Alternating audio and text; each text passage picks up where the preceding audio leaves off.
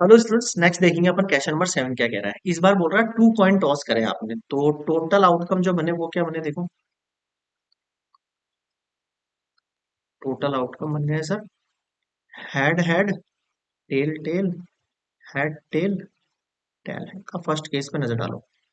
First case है sir tail appear on one coin, एक coin coin के ऊपर टेल होना चाहिए। अब कोई भी एक हो सकता है वो, या तो हेड टेल वाला केस होगा या टेल हेड। अब याद रखना इसने एटलीस्ट या एटमोस्ट नहीं बोला, इसने वन कॉइन बोला है, तो आप यहाँ पे दो नहीं ले सकते हो किसी भी सूरत में। ठीक है।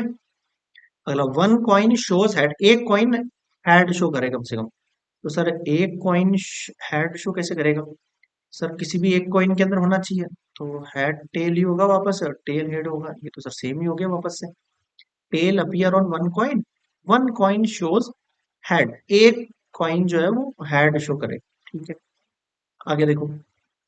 अब मुझे प्रोबेबिलिटी निकालनी है, तो मेरे काम की केवल पीएफ है, कायदे से मुझे पता है क्यों। तो ये वन और टू कितना हो गया? टू।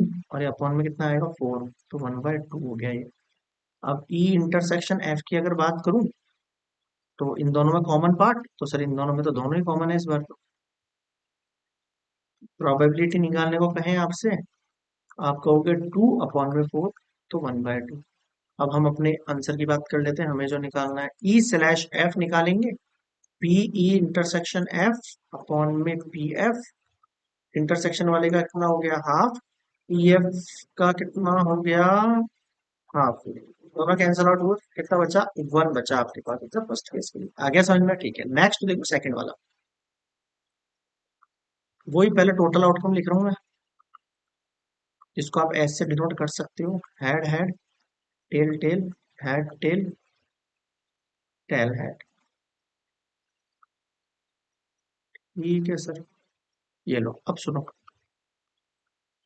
क्या बोल रहा है। नो टेल अपियर, कोई भी टेल अपियर ना हो। सर कोई भी टेल अपियर तो इन तीनों केस के अंदर हो रहा है एक एक, तो मुझे तो कोई भी नहीं चाहिए, कोई भी केवल इस केस में होगा।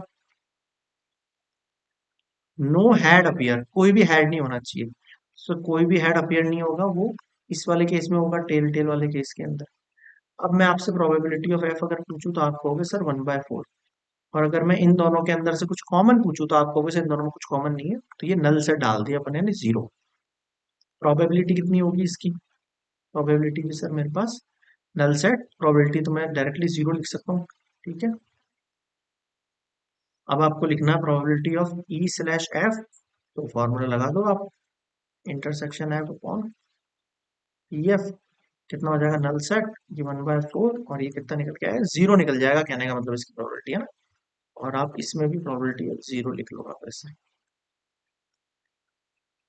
ठीक है। क्लियर है? ये हुआ क्वेश्चन नंबर 7 कंप्लीटेड।